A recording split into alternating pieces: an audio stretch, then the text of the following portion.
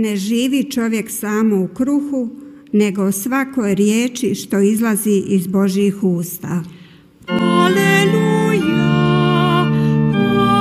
aleluja, aleluja.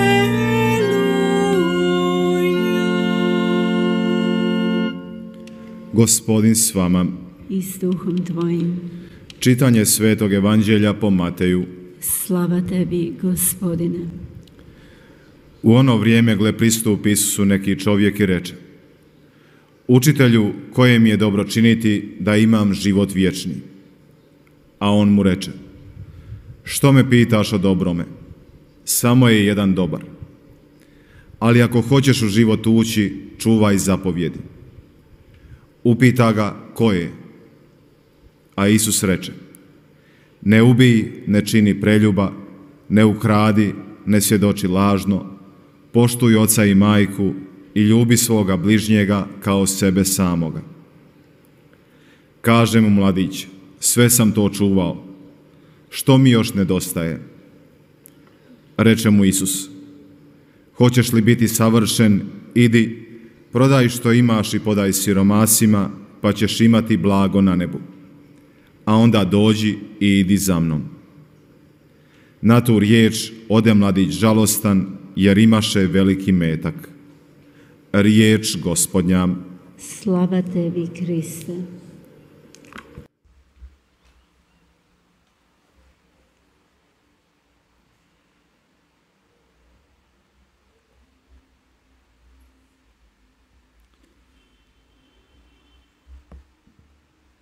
Draga braćo i sestre, 사랑하는 형제자매 여러분, ima jedan redak koji kaže 오늘 kako se Gospodinu zgadi 화답송에 njegova baština.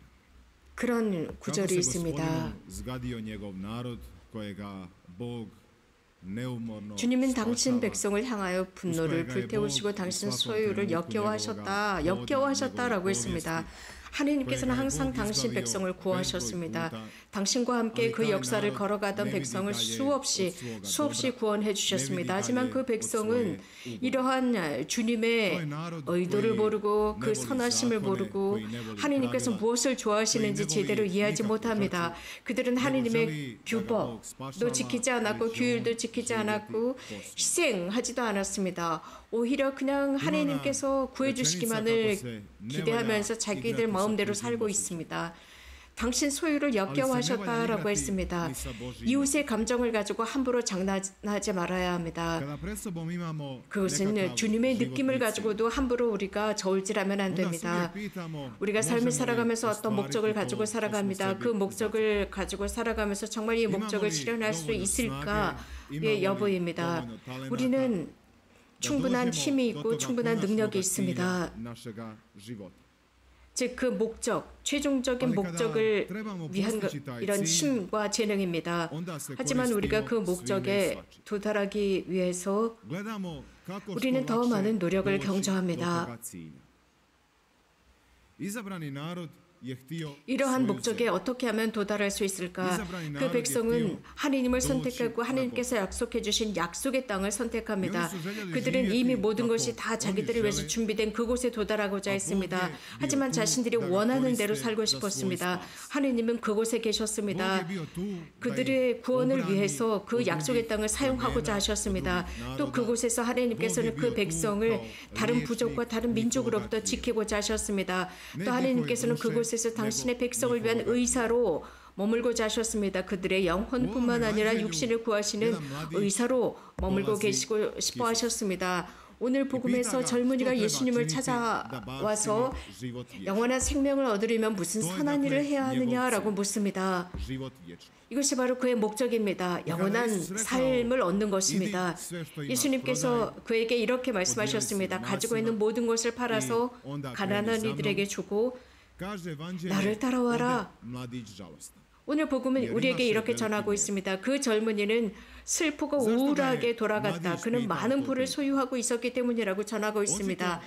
왜 젊은이는 이런 질문을 했을까요? 당연히 그는 정직한 사람이 아니었습니다.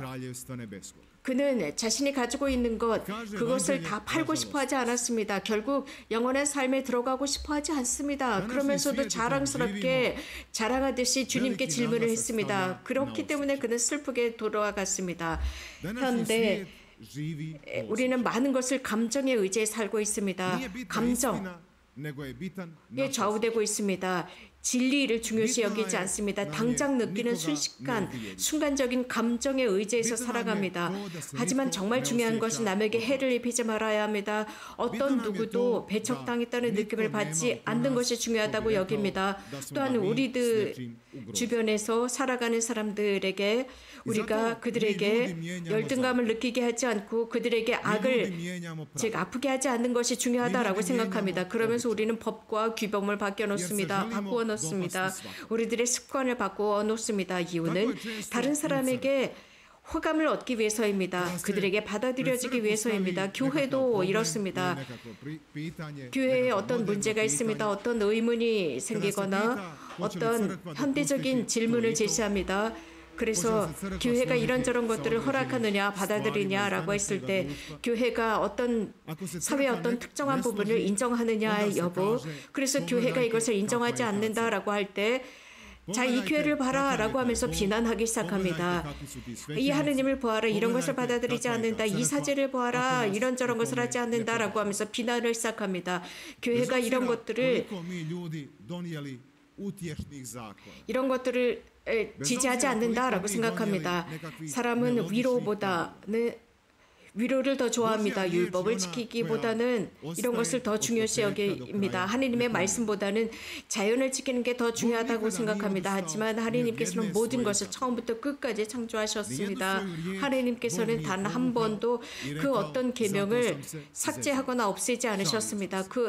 이 계명의 그 어떤 단 한마디의 말씀도 당신께서는 한 획도 없애지 않으셨고 그 모든 계명은 농담으로 우스갯소리로 한 것이 아닙니다. 부자 청년은 예수님을 찾아옵니다. 처음에는 진지하게 질문하는 듯합니다. 이러한 오늘 이 젊은이가 질문할 때 예수님의 반응이 어쩌면 우리에게 있어서 이상하게 여겨질 수도 있습니다. 그래, 이 정도로 네가 계명을 잘 지켰구나. 그럼 좀 더 생각해 보아라 라고 할 수도 있습니다. 네가 며칠 정도 나랑 함께 생활하고 경험해 보면서 네 생각이 바뀔 수도 있어 라고도 할 수 있지만 예수님께서는 그렇게 하시지 않았습니다. 아주 단호하셨습니다. 전혀 움직이지 않으셨습니다. 엄격하셨습니다. 과연 예수님께서 어떻게 이렇게 말씀하셨을까? 정말 예수님은 이 젊은 청년을 사랑하셨을까? 예수님은 그의 좋은 면을 보호해 주시는 것이 사실일까? 이 부자 청년은 정말 하느님의 모든 계명을 다 지키고 있다고 했습니다. 그도 하늘나라에 들어가기를 예수님은 원하셨을까? 하지만 예수님은 그가 슬프게 돌아가도록 내버려 두셨는데 정말 사랑이 많으신 예수님이 이렇게 하실 수가 있을까라는 질문들을 할 수 있습니다. 우리 인간적인 논리나 관점에서는 불가능한 것처럼 보입니다. 너무나 몰찬 것처럼 보입니다. 현대도 그렇습니다. 어떤 사람의 어떤 문제가 있을 때 그 문제를 먼저 이해해야 합니다. 그 문제의 이면 말입니다.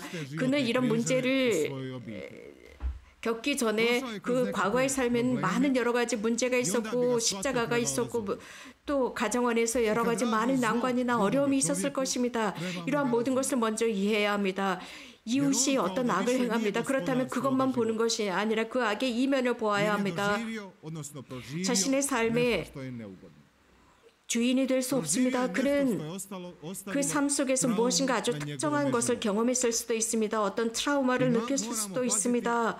그래서 자신의 삶 속에서 불안하고 그렇기 때문에 그가 어떤 나쁜 행위를 했을 때 즉시 그를 비난하거나 판단하거나 부정적으로 보지 말아야 합니다. 그가 한 그 행동에 대해서 이것은 죄야 라고 단정적으로 생각하지 말고 그를 먼저 이해해 주어야 합니다. 우리 그리스도인들은 죄라는 것을 이해한다라고 하면서도 그 뒤에 다른 것을 숨기고 있습니다. 내 삶 속에서 내가 어떤 삶의 과정을 겪었는지 그 죄를 짓게 되는 과정이 무엇이었는지를 보아야 합니다. 나는 내 삶의 주인이 아닙니다. 내가 하는 삶의 모든 반응과 행동의 결과의 주인이 아닙니다. 내 입으로부터 나오는 그 말 한마디로 모든 것이 결정되는 것이 아닙니다. 그 말이 나오게 되는 원인을 알아야 합니다. 그래서 함부로 이웃을 단죄하거나 판단하지 말아야 합니다. 우리 모두는 모든 가정이 다 완벽한 가정으로부터 탄생한 사람들, 성장한 사람들이 아닙니다. 또 우리가 삶을 살아가면서 완전한 길을 걸은 사람이 아닙니다. 우리들 중에 그 어떤 누구도 십자가가 없었던 사람은 없었습니다. 삶 속에서 모든 것이 완벽했던 사람은 어떤 누구도 없습니다. 지금 이런 과거를 보면서 눈물을 흘릴 수 있습니다. 인간이기 때문에 웁니다. 슬퍼합니다. 울어야 할 때 울 줄 알아야 합니다. 우리는 삶을 살아가면서 여러 가지 다양한 상황을 겪었고 그런 상황들이 눈물을 흘리게 만들었고 또 인간적으로 볼 때 부정적인 순간들도 있었습니다. 내가 도달하지 못했었던 것들도 있었습니다. 영원한 삶에 정말 도달할 수 있을까? 하느님의 사랑을 쟁취할 수 있을까? 하느님을 정말 완벽히 알 수 있을까? 이런 모든 것이 인간적인 차원일 뿐입니다. 하지만 우리는 신자라는 것이 중요합니다. 하느님을 받아들이는 것, 하느님으로부터 내 삶에 선한 일이 온다는 것을 수락하는 것입니다. 하느님은 나의 육신과 영혼의 의사라는 것을 확신을 가지고 받아들이는 것입니다. 그렇기 때문에 신자라면 자신의 과거를 보면서 눈물을 흘리거나 우울해할 필요가 없는 것입니다. 신자는 자신의 과거에 관심을 갖고 거기에 빠지는 것이 아닙니다. 과거는 과거일 뿐입니다. 하느님께서는 지금 내 삶 안에 무엇이 부족한지 결핍되어 있는지 그분은 그것을 보시고 내 상처, 지금의 그 상처, 아파하는 그 상처를 치유하십니다. 내 과거로 인해서 만들어진 지금의 상처를 보살펴 주시고 치료해 주십니다. 지금 이 순간 내가 행복해지고 기뻐해 주길 바라십니다. 내가 이 세상에 태어났다는 사실 자체만으로 그분은 기뻐하십니다. 그래서 나에게 나를 따라오라 라고 말씀하십니다. 지금 말씀하십니다. 지금 나의 자유를 존중해 주십니다. 오늘 복음에 등장하는 부자 청년은 예수님의 말씀을 듣고 슬프게 돌아갈 자유가 있었습니다. 어떤 누구에게도 강요할 수가 없습니다. 우리도 예수님으로부터 멀어질 수 있는 자유가 있습니다.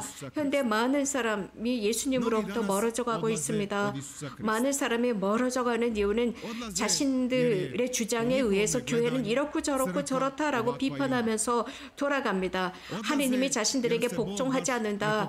우리들의 인간의 고대, 기다림대로 해주지 않는다. 무슨 알라딘의 등잔처럼 해주지 않는다라고 생각하기 때문입니다. 인내하지 못합니다. 항구하지 못합니다. 하느님께서 우리들에게 해주시는 것, 이 제대로부터 흘러나오는 것을 존중하지 않습니다. 또 다른 신자들도 떠나갑니다. 이유는 한 가지입니다. 그들은 굳건한 신앙이 아니라 선택적인 신앙을 가지고 살아가기 때문입니다. 하느님께서 이렇게 해주지 않으면 나는 떠나갈 거야. 이것도 할 수 있고 저렇게도 할 수 있다라고 생각합니다. 그래서 꼭 줄에 매달린 피에로 같습니다. 사람들은, 신자들은 여러 가지 다양한 수천 가지 이유로 하느님을 떠납니다. 그러나 예수 그리스도는 그럼에도 불구하고 우리를 떠나시지 않습니다. 적어도 내가 이렇게 생각할지라도 그분께서는 굳건하게 이런 사람들을 보시면서 미소를 짓고 계십니다. 그러면서 그들에게 다음에 보자, see you again 이라고 하십니다. 하느님께서는 우리가 이런다고 해서 수천 가지 이유를 대면서 우리를 떠나시는 분이 아닙니다. 그 자리에 굳건하게 서 계시면서 다음에 보자 라고 하십니다. 그분의 그 굳건함이 우리들에게 힘을 줍니다. 과연 하느님께서는 이렇게 하실 수 있는 이유가 무엇일까? 내가 이렇게 흔들리는데도 이런 모습을 보시면서도 내가 기다릴 테니까 돌아와 라고 하실 수 있는 힘이 어디에 있을까? 과연 누가 이렇게 예수님처럼 위대하게, 이 하느님처럼 위대하게 이 세상을 지탱시킬 수 있는 분은 어디에 계실 수 있을까? 어떤 누구도 없습니다. 하느님은 이 세상을 창조하셨고 하느님께서 우리 인간 사이에 어쩐 일로 오셨을까? 선물로 오셨습니다. 선물은 무상으로 오는 것이 선물입니다. 무엇인가를 바라지 않고 받는 것이 선물입니다. 그 선물은 또한 우리에게 유용한 것이어야 합니다. 선물이 무용지물일 때 그것은 사람을 기분 나쁘게 하지 않습니까? 그러나 선물이라고 하는 것은 우리들의 생명에 가장 중요하고 가장 소중한, 그래서 우리가 없어서는 안 될 유용한 선물, 즉 예수 그리스도 자체가 되셨습니다. 우리는 삶을 살아가면서 이 세상에서 얼마나 많은 사건 속에서 그분을 생각하고 그분에게 우리가 선물이 되었는지 묵상해 보아야 합니다. 우리가 이건 메주거리에 찾아온 것도 선물입니다. 지금 이 순간 내가 주님 앞에서 이건 메주거리에 있습니다. 나의 천상 어머니 앞에 내가 이 자리에 있다는 것 대단한 선물입니다. 오늘 지금 이 순간 하나님께서는 나에게 이곳에 오라고 하셨습니다. 그리고 하나님께서 나를 이 자리에 초대하시면서 당신을 믿으라고 하셨습니다. 믿음, 강건한 믿음입니다. 그것은 하나님을 수락하는 것입니다. 그래서 절대로 하나님을 떠나지 않을 굳건한 믿음을 요구하십니다. 그 어떤 누구도 하나님으로부터 멀어지지 말아야 합니다.